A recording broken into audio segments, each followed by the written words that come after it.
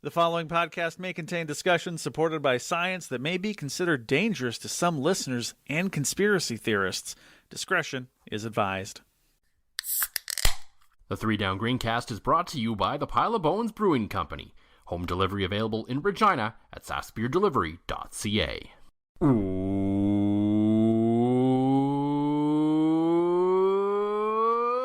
Welcome to the 3 Down Greencast.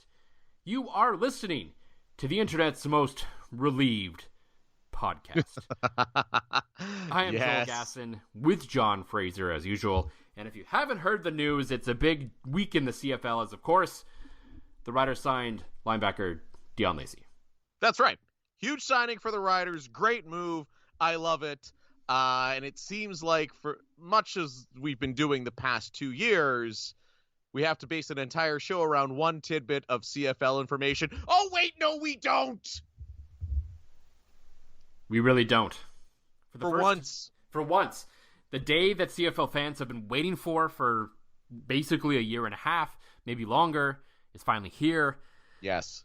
The 2021 CFL season is officially on the horizon.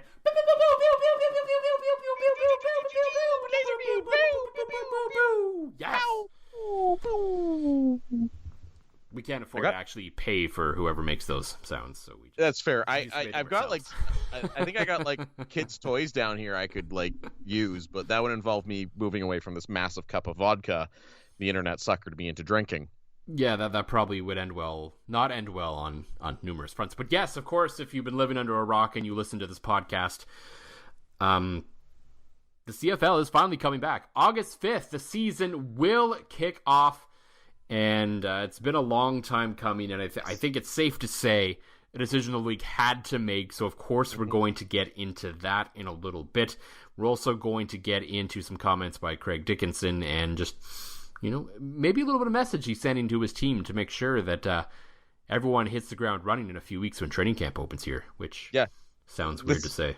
This is still weird, like you teeing up like actual football content, not like, hey, we're gonna like make John answer a whole bunch of questions he's totally not prepared for. We'll also work on a couple Rube references, and hopefully nobody listens and gets John fired. Yeah, and I mean we're just gonna make this promise to you now. That stuff's not gonna go away. Oh no, we have found our niche and we have leaned into it, and it is much more on brand for Joel and I to embrace the dumb and just be kind of silly. Mm-hmm. Yeah, if you're thinking that we're gonna switch to serious football analysis after the season's back, my friend and listener, don't worry, the chaos continues. Yes, we will still continue to always take things very not seriously, just like that poor sentence, on this podcast going forward. Anything dumb that happens during the games and the seasons, of course, we are going to discuss, and anything else that may come up in life that may catch our attention as well. Like, if you happen to catch last week tonight with John Oliver, there was a segment I could not wait to talk about with Mr. One John Fraser.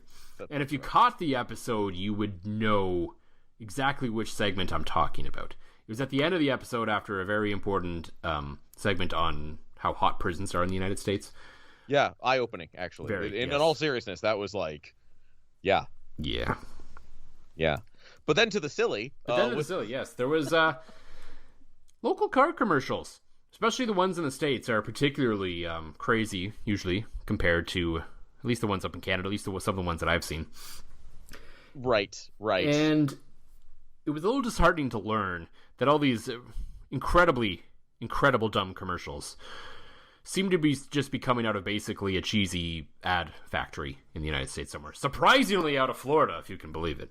Yeah, believe it or not. But, like, if you haven't seen it, like, even if you're not a fan of John Oliver, I think you need to go find it on YouTube, skip to the end of the episode, or it's on demand. If you have HBO, it's on demand, or you have Crave or whatever. Or honestly, if you want, it is so good, just slide into my DMs and I'll give you my Shaw Direct password and you can like log in and watch it. It is that good. These local car commercials. So, if you haven't seen it, there's some real classics on there, such as men dressed in pickles saying, "I'm in a pickle. If I don't sell a car, my heart's gonna explode." And there's about a dozen of them. Yes. are men in pickle commercials trying to sell cars by saying their heart's going to explode. Now, I like to stay above the board while doing my real job, but I think I might be missing opportunities here. Mm-hmm. You better finance with us or my heart's going to explode and I'll die in front of you. You'll leave my 2 children an orphan. Now buy this warranty. Think that would work? Probably not. No, I don't think it would. It was a dumb idea the minute it left my mouth. But the best part of the segment was at the very end, John Oliver presented a mystery script for any local car dealership that wished to pick it up. And so before I went to bed on Sunday night, or Monday, when did I watch it? Whenever I watched it. Monday. I watched it on Monday. It's live on Sunday. Live on Sunday. No, I didn't. You texted me and I said I can't wait till it's on demand. I didn't watch it live. We had a PVR. I think I texted you on Monday about it. Regardless. Yes. I was like, Ends needs to get this commercial. And by that time, it was obviously too late because everything John Oliver does like that takes like seconds for someone to jump on it, I'm sure. So. Right. And I really think that Ends, my real employers, we could have been all over it, but there was one major roadblock. Mm-hmm. Our ultra-talented, charming, handsome marketing guy, Justin, was in something called CPR training. He was taking a first aid course to make sure we're all safe at work and not dying. Nerd. Like a nerd would, rather than being available at all hours for the day for me to frantically phone him and say, we need to get hooked up with this John Oliver commercial. I'll act in it. I don't care what I have to do. I'll play every role. So really, we could have been North American, if not world famous. But Justin had to make sure he was saving lives and doing his job properly and being really good at what he does. Ugh. Stupid overachievers. People that are good at what they do. I wouldn't know what that's like. Neither would I. You know what? And the worst part is, he's a handsome guy too. Like, he's got like all his hair. He's in shape. He's good looking. There's a lot of vodka in this cup. There sure is. I saw you teased on Twitter how many shots there was in there, and yeah, that's a big shot glass too. I thought there were more replies to your tweet than that. If you missed it, John put out a tweet saying that if someone replied to this tweet, he would have a drink before we recorded this podcast, which, I mean, he's going to do anyway. But that's fair. It was like more my justification. Like, I try to not drink until the kids are in bed, and I'm sitting there, and it had been a long day at work, and didn't get home till about 7:30. I'm like, I go for a vodka pink lemonade. Here, I'll make it part of the shtick for the show tonight. And then that somehow got twisted, thanks to my good friend Matt Morrison, into apparently I was going to have a drink for every single reply to the tweet. And by my count, there was like 7 or 8. Don't ask me. I don't do math as soon as I leave. I mean, you can just look at the tweet and there's like the little button that shows how many replies there are. There's just the number there. Right. Could have done that. Let's see. But there's replies upon replies, like sub-replies. Oh, it was 8 replies. Yeah, there you go, see? So I guess I was quite accurate in what I poured myself with my 1 and a bit ounce or 2 ounce shot glass there. So that's 6. I had 1 before I started. And I have another beer to get going here later on in the podcast. So as Laura Stewart says, she thinks she's looking forward to some rants tonight. I don't know if there's anything to rant about. No, and I'm a very affectionate drunk. Like I would say I'm affectionate loud and like a little bit of a genius, because how genius was my move when we curled in the Saskatoon men's spiel to get our Uber and our pizza delivery about 5 minutes apart, timed it perfectly. I feel like that is a brilliant side of me that goes underutilized. Yeah, I mean, I guess that's fair. I mean, we all have talents, I guess. That's yours. That's right. Ordering, curling while hammered. Well, I don't know if that's a talent, but... You know what, though? I think the fact that I could do it with only, like... The worst thing that happened the whole Bonspiel while I was drunk was I lost my broom because I kicked out really fast. Mm-hmm. Little broom losing speed, you know. I think that takes talent right there, if I'm going to pat myself on the back for anything. But I think we annoyed a really good team we played against too, which is always fun. That's true. They creamed us, but we still annoyed them. So really, I know, it really was. They're like, ugh, look at these guys here for a good time. At a men's Bonspiel. Well, they smell like the night before. Yeah. I really can't wait for January in a way so we can finally have news stories instead of telling the same ones from like 2 years ago. I know, but hey, this shows that was a great weekend though. It was, but it's okay. Or how about because we're all on the verge of getting second doses, and you had mentioned that you and your very lovely wife were going to come up and come to the city for a bit, and we could all hang out and have a good time. Let's do something stupid. I mean, I thought that was a given, probably. No, that's fair. That's fair. We should try like lawn bowling or maybe an escape room. I feel like an escape room. Like we'll dump my kids at their grandma and grandpa's. Lacey will be pregnant, so she can drive us, and probably largely be the brains of the operation, while me, you, and Jenny just have some beers. So maybe we should do something like that. I feel like that would lead to stories. Maybe. Or a scrap. Yeah, who knows? That's either way. It'll be a social experiment. Isn't that what those YouTubers call it these days? Maybe. I don't know. I'm not in this whole watching YouTubers thing like everyone else is these days. That's fair. I'm too busy with the stock market myself as well. Yes, of course. The stock market where you will one day be a gazillionaire or something, you keep telling me. That's I tell you, I'm gonna own a lacrosse team and maybe a CFL team. Yeah, we might get into that in a little bit, but of course, the CFL season is coming August 5th, and we're gonna get into that and a whole lot more. But as usual, before we get into all that, even though John kind of gave it away, what's in the glass this week, or perhaps what's in the glass next, John? Well, in right now, a shitload of vodka. Up next is the Pile of Bones Cosmic Celebration IPA. And I do have to say, I tried one of these. And I know you are now a man working at a liquor store again at Sobeys Liquor.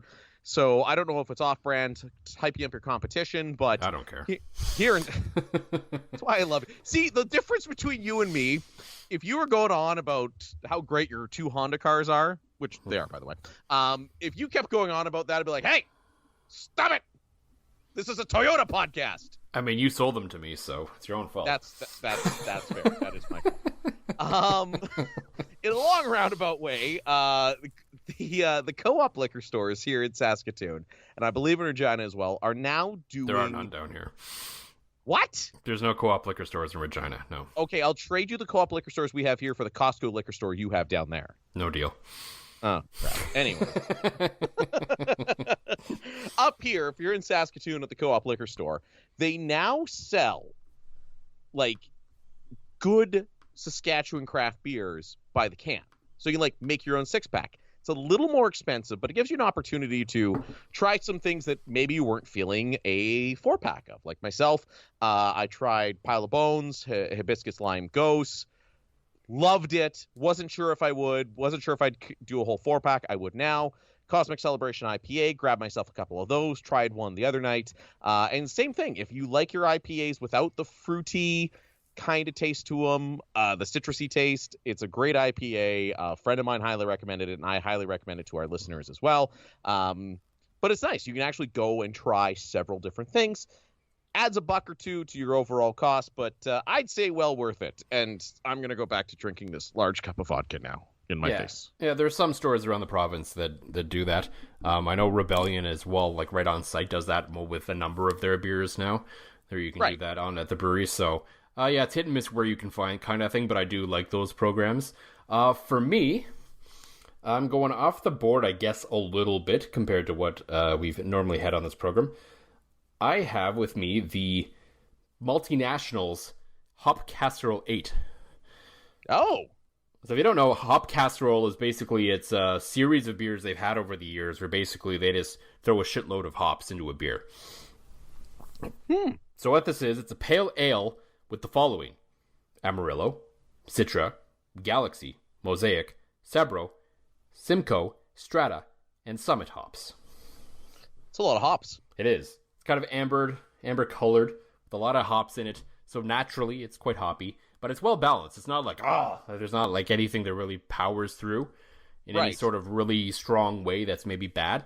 Like remember, like I don't know, for me at least, and I think a lot of other people, when you first get into IPAs, especially if you try maybe most of a lot of the IPAs a lot of people maybe start and try with at first are like the IPAs that come from those faux brands from the large breweries. Right. And they tend to be quite piney. At least they used to be back in the day, probably when we started drinking IPAs. Right. So everyone got it. I remember some friends of mine at first when I loved IPAs at first, and they're like, "Oh my god, how do you drink this? It's so piney." I'm like, I don't know, you get used to it and you like it. It ends up being very good. Yeah. So yeah, there's like they used to have that overdominant flavor of something that maybe a lot of people don't like, and I don't think that really sticks out, despite the number of hops that are in this. It's still just a nice, well-balanced beer that's pretty good to drink. So it's almost like the episode of The Simpsons where Mr. Burns has all the germs trying to come through the tiny little door, and none of them can make it through, and none of them can kill him. So all those hops are trying to come through the tiny little door that is your face, and none of them like overpower and try to kill you. Yes, and I mean, this would be a fascinating beer to watch them kind of formulate it, to use how to kind of build it and how it's going to work, because balancing that many hops together can't be easy, I would imagine. So certainly not to make it into something that tastes real good. And as a fan of hoppy beers myself, that's one I'm gonna have to give a go, as the kids these days might say. Yeah, you might have difficulty finding up there. I've saw on Beer Lovers of Saskatchewan recently that it sounds like Malty might not be delivering to Saskatoon right now for some reason. That's terrible. However, I'm also going to be on a quest on Monday, that being as I'm eligible for my second dose, I feel like I might end up in Regina if your drive-thrus or walk-ins are open. So I'll have to grab some, come see your dick, and head back home. Some more people who will be heading back home soon will be yes! CFL players. They'll be heading back to their home away from home, I guess you could say, as the season is starting August 5th, finally. We kind of hit on this a couple weeks ago when we recorded last. We thought there would be... It felt positive. Things were headed in a positive direction, that the CFL was finally going to play football this year. Vaccination rates across the country have been going fairly well. We're starting to see fans at Habs games. There was some at the Jets games for the last little bit that they survived there. And, so there was positive signs that this was coming. And so I don't think there was any surprise when push came to shove. The Board of Governors ultimately voted yes, and apparently voted yes unanimously, which is good. We'll always be left wondering if the Toronto Argonauts and Montreal Alouettes were really wanted to vote yes, but they were pretty much up against the wall at that point, and there was no reason to vote any other way, because if you voted no, you'd just be pissing off the fan base at this point. Right. So I think they pretty much had to vote yes. But the interesting thing to me really leading up to that vote by the Board of Governors wasn't so much the vote by the Board of Governors itself. It was the week before, and it was a nice little power move by the players to come out and say, we're good. You? Yeah, I loved that. Because so often in things like this, the players don't really have any leverage, but for them to jump ahead and be like, yeah, we see you. We feel you. We know what's going on. We're on board. I absolutely loved it because I think, to me, Joel, that was the moment you knew there'd be a CFL season. That the players coming out, A, you knew they were on board, and B, you also knew that the only way the Board of Governors could have potentially delayed this further or shot down a season is if they had a scapegoat. And they could have scapegoated the players, but the players did not give them that chance, which was awesome. No, and it was Justin Dunk on the site wrote basically, it was either the day before or the day of the vote, that the Board of Governors are basically out of options at this point. That if the season wasn't going to start on August 5th, and it was, I believe, Farhan Lalji or someone else recently, I believe it was Farhan, said the vote on the vote for whether they're going to play or not wasn't so much whether they're going to play or not. It was more, were they going to start August 5th or were they going to start Labor Day? Right. And the decision, obviously, at that point was, well, I guess you might as well just start August 5th. But regardless, I don't even think a delay would have been in the league's best interest at this point. Things are trending in the right direction everywhere. I mean, there's already, and Josh Smith wrote the great piece about the optics, and I know like the CEBL and the CPL are run a little differently than the CFL in terms of revenue and all that sorts of stuff, and just the overall money involved is, different, so it doesn't necessarily translate apples to oranges. But regardless, the just the optics of both of those leagues, who did have some sort of a season last year, granted, bubbles and smaller and that whole thing, they were still going to get back. They're still getting back on the playing surface. CPL camps are happening right now. CEBL camps are right around the corner. Both those leagues are about to start. There was no excuse at that point for the CFL to say, I don't know. Well, if these smaller leagues in Canada can go, why can't you?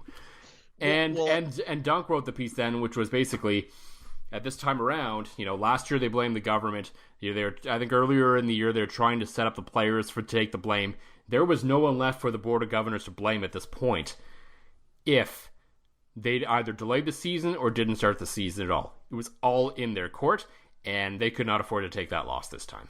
Well, that's exactly it. And back to the CEBL, I know I was talking to a friend of mine who is involved with that league, and they are planning, as the Saskatchewan government is planning on lifting restrictions sometime in July, they're planning on being the first ones to the table to go, come watch our games, buy our tickets, which is really cool. And it could, and like you said, Joel, the optics of, pro basketball and pro soccer being running and the CFL going, we're going to wait and see, would have been real bad. So I'm glad that the players made this move, forced the owner's hands. There was no BS, there was no wondering, there was no fear, and now we can all start the terrible hashtag, is it August yet? Vodka's gone, by the way. Yeah. We all heard the click. It wasn't subtle. Well, that's good IPA. Yeah, and so for me, now we actually get to talk a little bit of football, which is fun and interesting and kind of scary all at the same time. It feels a little weird. Like we've gone so long making up stuff on this podcast, and now there's like news and probably consistently going to be news and starting in the next few weeks is a little daunting, to be honest with you. Yeah. Like I'm all for embracing the dumb, but the thing I do like I genuinely do, soft drunk text incoming here. I genuinely do love recording with you and hanging out with you, and albeit, we've been doing the virtual thing longer than most people have, just through the podcast and everything, but it makes my day that, we've got news to talk about and we can get back on a regular record schedule, and we can do this often because it honestly, it makes me happy to spend this time bullshitting with you. So there you go. There's the super soft segment. So everybody that's like, John's gonna drink a bunch of vodka and rant. No, he's just gonna get super soft with Joel. So see ya, everyone.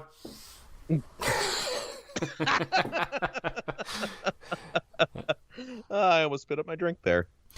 But yeah, so we're looking at a 14-game regular season, and this really has me thinking right now, which is always dangerous. I'm sure if you were in the room right now, you could smell the wood burning.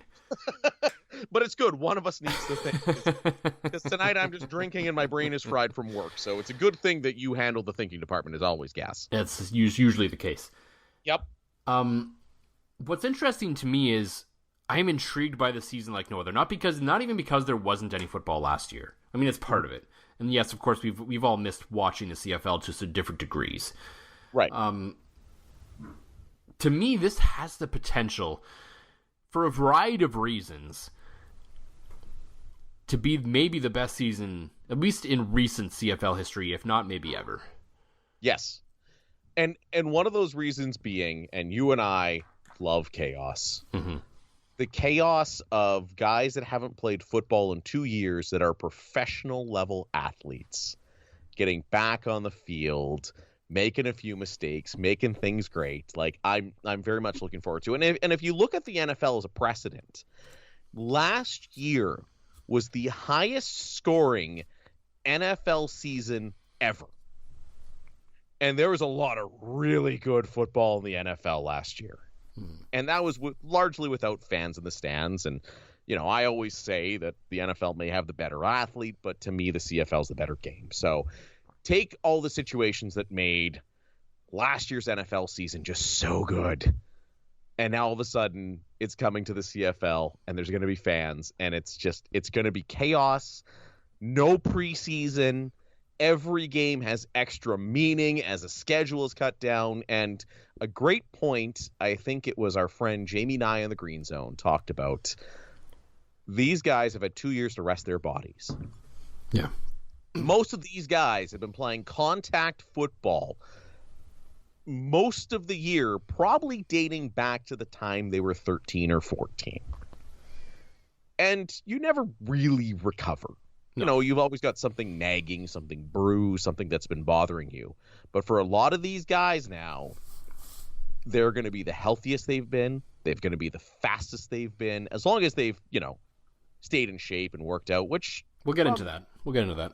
Absolutely. But for the sounds of it, guys have made effort to do those things. Mm-hmm. Combine that with new players and no preseason, it's going to be magical. And, of course, to top it all off, the Blue Bombers are defending Grey Cup champions. Just had to throw that in there, right? Of course I did. Well, at least you can't watch it anymore because your PVR finally deleted it. I know. That's why before we recorded, this is usually what I watch when every single episode we've recorded since the pandemic began. I'm usually watching the Bombers winning the Grey Cup on PVR. My PVR has eaten it, and I'm a little disappointed, but it's like, it's going to be football in like 6 weeks. I'm okay with this now.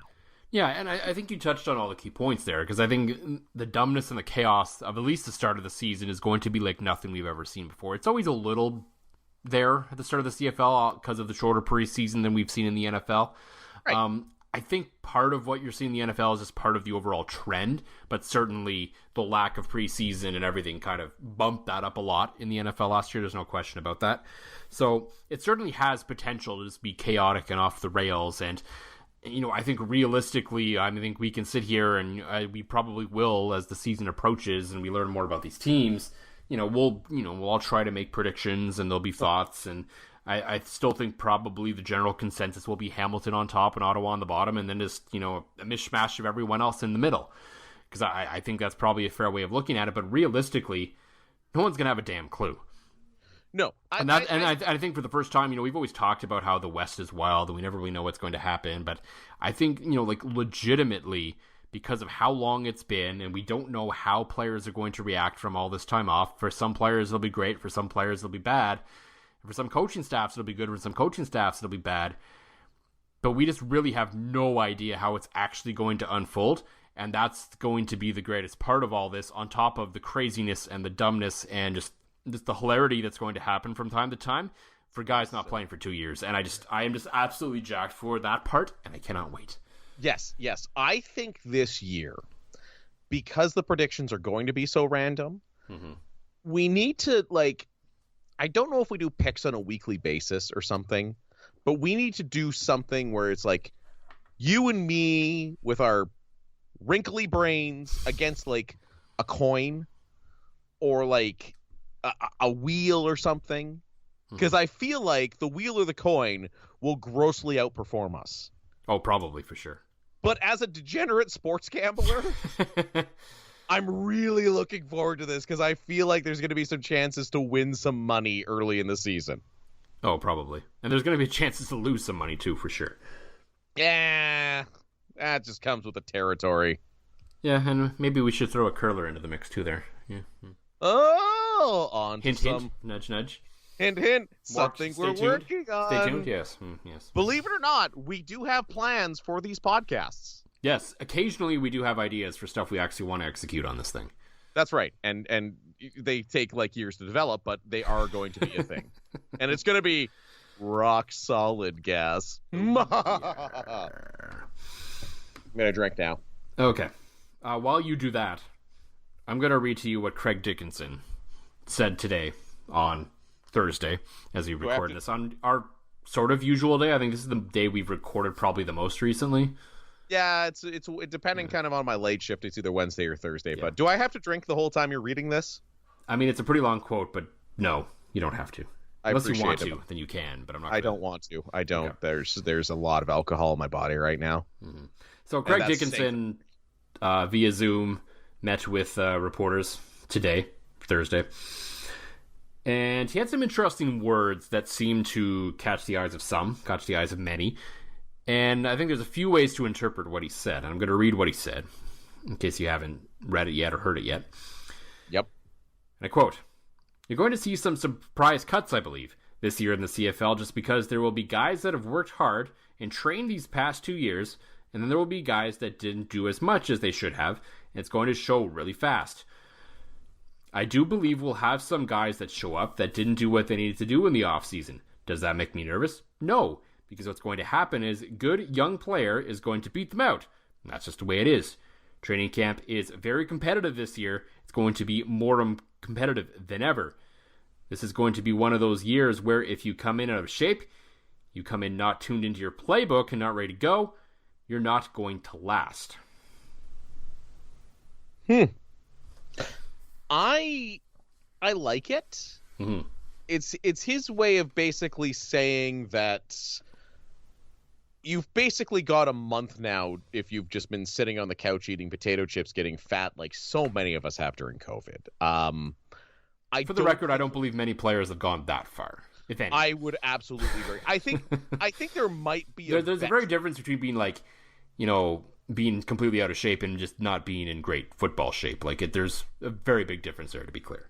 Right, and the thing I think reading into that a little bit too, and what he says is, I think Coach Dickenson wants his guys to be prepared with their playbook. He wants them to be mentally prepared. Like, you know what? Yeah, okay. He says if you show up out of shape physically or mentally not knowing your playbook, right? So, and I mean that's to be fair, of course, entirely true. Every year, it's not usually this long of a layoff, right?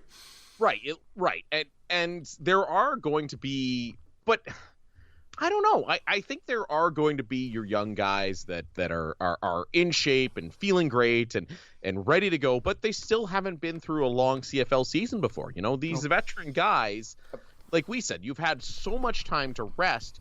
Let's face it, a veteran professional athlete could have basically taken the first year of COVID and just sat on their butt if they wanted to, and then spent another year getting back into shape, right? I don't think that's happened. I think guys have stayed prepared. Guys have stayed mentally prepared. It's a nice way for Dickenson to say, okay, everybody, be ready. This is how I'm running my camp. Yeah, I think ultimately what's happening here is Dickenson is, he's sending a message out to his team through the media saying, be ready.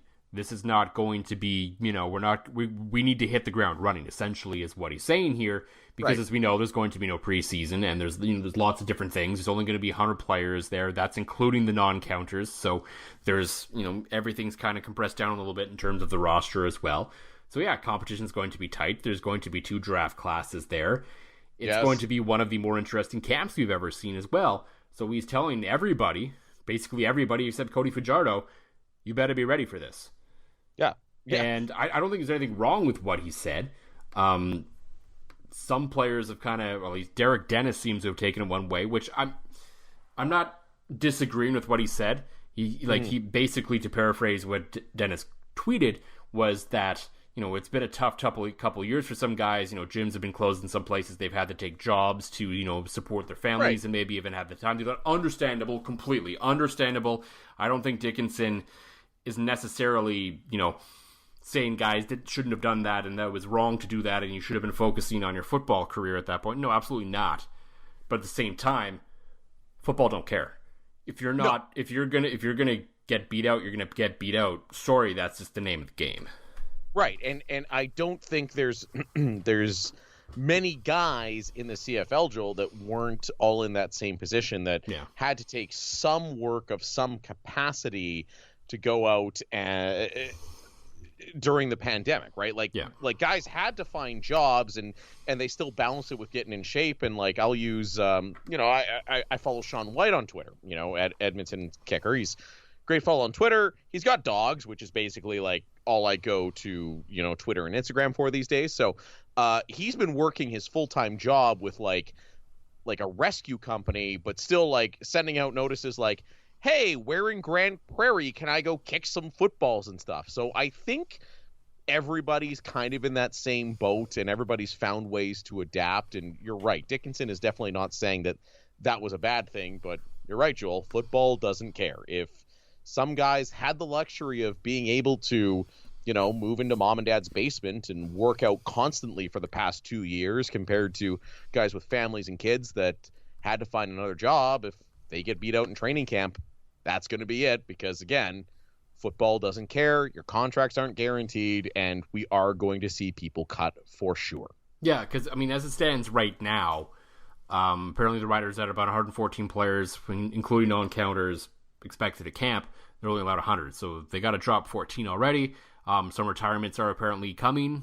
Not to be, that's not unexpected. That generally always happens leading into camp. So guys have changed of thoughts and all that kind of thing, and that's fine.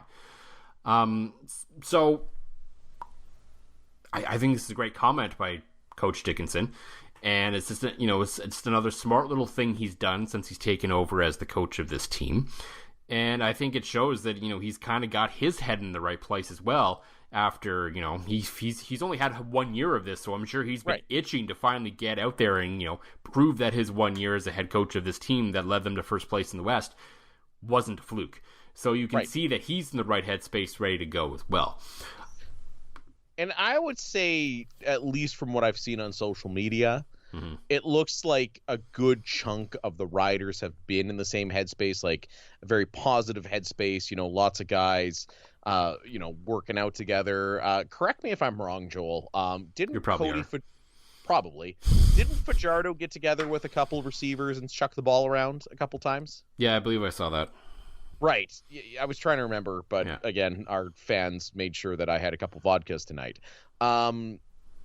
Little things like that are going to go a long way. Just a little extra familiarity, because we got to remember Cody's only been the starting quarterback of this team for a year, right? So essentially, we all love him. We all love, Corn Dog Jesus Flakes, and he's one of two active CFL players, or I guess the only active CFL player and one potentially active CFL player that we've both agreed we'd have on this podcast in a heartbeat. So we're cheering for the guy, and it's good to see that him and the other riders are definitely, in the same kind of mindset. Like, let's get together, let's chuck the ball around, let's make it happen. And, it seems to be showing some early signs of goodness, but it's one thing to chuck a ball around in a field. It's another thing to go at full speed in the most chaotic season ever.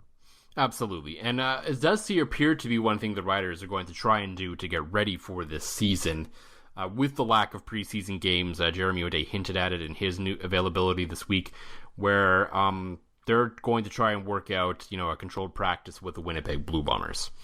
Yeah, which we've seen NFL teams do every year forever. It's not a new idea, but generally it hasn't happened so much in the CFL. Probably partly out of paranoia, partly just out of it wasn't really required because of how long. You got like a month of camp before you get into you got 2 weeks of camp before you get into preseason games, and it just you don't need to add that extra little bit on top of that because they have their. But anyway, so this year without preseason games, it makes sense to go down this route just because I think you do want to give your players the chance to experience going up against someone that isn't their own teammate. Because you ask every guy during training camp, the absolute most important thing and the most, the best day of the year for them, outside of probably day one, is probably just getting there and, being back with the teammates and all that stuff's probably amazing.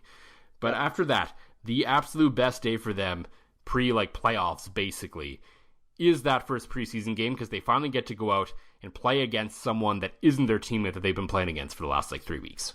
Right. You and I have done countless training camp interviews, and that's the number one thing that these guys say ahead of the first preseason game. Now, it is a common practice, especially here in Saskatchewan, to do these joint practices. Usually the University of Alberta will come here to Saskatoon or vice versa, and they'll have practice against each other. And it's amazing to see, Joel, from a guy that has covered several training camps for the Riders and the Huskies, that the way the intensity level goes up. Now, again, these are very controlled. It's not a matter of guys are not killing each other. No. But the compete level it spikes. Yeah, even if you're still just doing one-on-ones and, different drills that you would normally do during a practice, but you're doing it against someone from another team instead of your own teammates. So now you do want to show this guy up, right? Absolutely. And to me, it's a great way to evaluate talent, seeing it firsthand. I by no means try to claim that I know what the hell I'm doing in terms of, evaluating football talent. I will never say that, but no, for sure. Absolutely. Let me paraphrase by saying that, but watching the Huskies and Golden Bears go at it during those training camp, controlled practices, you can start to see from the naked eye, the cream rise to the top. right? You get to see those guys. You're going, okay, it looks like this guy is going to be something when you see him playing against somebody else. That's just not something you see the same way playing against your own guys. So I think it's another brilliant move here by the Riders to say, and of course by the Bombers to accept it. Yeah, absolutely, to say, yeah, this is a great idea. And like, I'm assuming a lot of these guys have been part of something like this before, and I know that maybe there's some fans out there that'll go, oh, somebody's going to get injured, a fight's going to break out. The NFL's been doing this for years. U Sports have been doing this for years. There's just as much of a chance of you getting injured going up against somebody from your own team than somebody from another team, right? So I love the move. I kind of like, to me, if I'm covering training camp, which I never want to do again, I hate it. It is a grind. It is long. There's no question about it. And I can't even imagine how much longer it is for the players. So, right, and everybody gets that vibe by the end. You're like, by like the second weekend, you're like, okay, I'm gonna do a story on how the kickers all know the same guy that works at a Burger King down the street. Like that's what we're doing during training camp. So if there was one day I was to go to camp, it would be that the controlled practice. That'd be worth watching, not like all the fans that show up to watch walkthroughs in Saskatoon that I always feel bad for. You know what's really the most remarkable thing about the last few weeks, John? What's that, Gas? Is that somehow everything was so overwhelmingly positive and worked out in the right way, despite the Fraser curse. Holy shit. Is it broken? I don't know if I'm willing to go that far, but this one time, you're like, I don't know, you didn't really, I mean, we talked about it, so it was probably enough where I thought maybe the Fraser curse would kick in and something would have happened at the start of the CFL season, but no. Here we are. There's still time. Hey, listen, Saskatchewan reversed death to a recovery today. That could be the coming signs of the zombie apocalypse. There's still time for the Fraser curse to take effect here. Shop Plato's Closet tax-free August 2nd through 4th for back-to-school styles. We sell the trendy, gently used styles you need to make a difference in the world and in your wallet for back-to-school shopping. Save up to 70% off regular retail prices by choosing recycled styles. Save even more when you shop tax-free this weekend. Make a change that others can respect and repeat. Shop Plato's Closet in North Charleston and West Ashley this year for your back-to-school looks. Plato's Closet, located in West Ashley on Sam Rittenberg Boulevard and North Charleston on Rivers Avenue.